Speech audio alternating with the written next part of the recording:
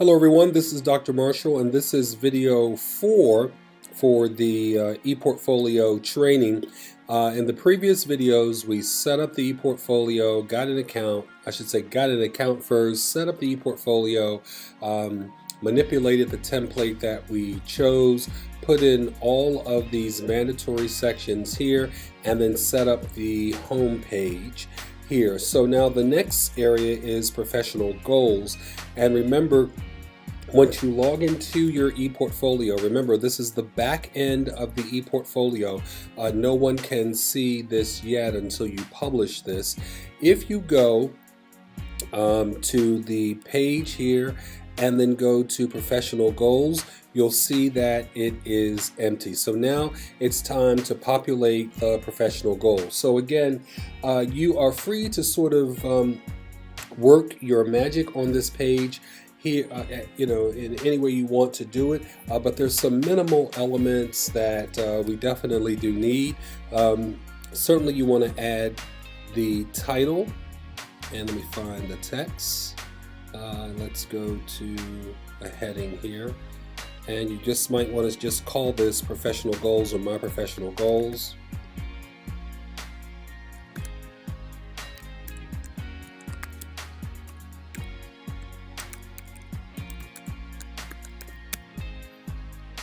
And remember, with this site, you are able to make the font larger or smaller. I think you have to highlight it first.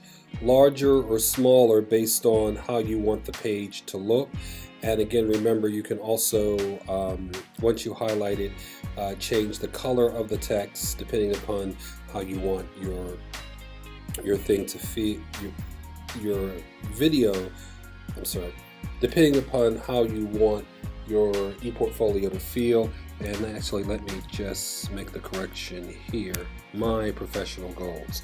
So again, Sunny has the option of maybe putting another photo of herself, but maybe for her professional goals, maybe she wants to do a photo array of the types of things that she's been doing in the industry to get her to her professional goals.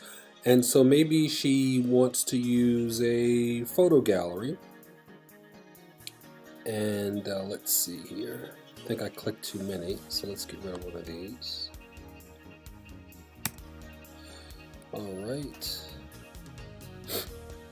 And let's move this one down. So maybe instead of a picture here, she might want to do a photo gallery. And remember, you can you can make this as short or as long as you want to, or if this is the wrong size, you can maybe get rid of some of the photos in the photo gallery to make it a little bit more manageable.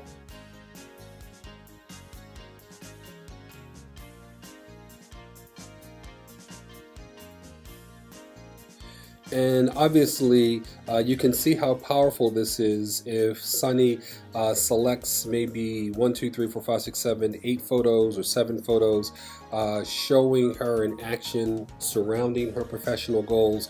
And then under that, she might write a narrative. So let's go to text and just go to a regular paragraph. And in this section, she might write about her professional goals. What are your professional goals? How is studying SCOM helping you to achieve those goals?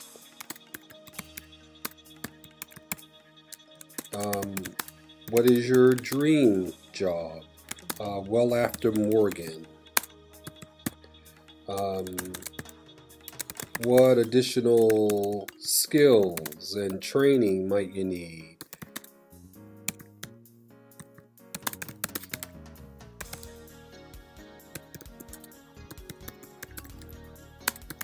in order to get where you need to get. So these are some things that you could write about, not a dissertation, maybe a paragraph or two, just outlining your professional goals. Remember, this is an introduction to you to a potential scholarship committee, a potential internship site, a potential employer. You're also communicating to your faculty member who's also going to be grading this ePortfolio as well. Like I said, you have a lot of options here to fill this page. And again, as we said before, changing the background of the page, changing the color of the page to make it look and feel the way you want it to feel. So that's basically it for the professional goals. The home section and the professional goals section are, I should say, very easy to do. They're pretty much self-explanatory once you actually put the verbiage in there to introduce yourself to your potential audiences. So that is it for video 4 for professional goals. The next video will cover, I think, perhaps the most important page in the ePortfolio, where you start talking about your classes, the learning outcomes in those classes, and then start putting those documents, those artifacts that help to support that you are actually achieving learning in your classes. Okay, see you in the next video.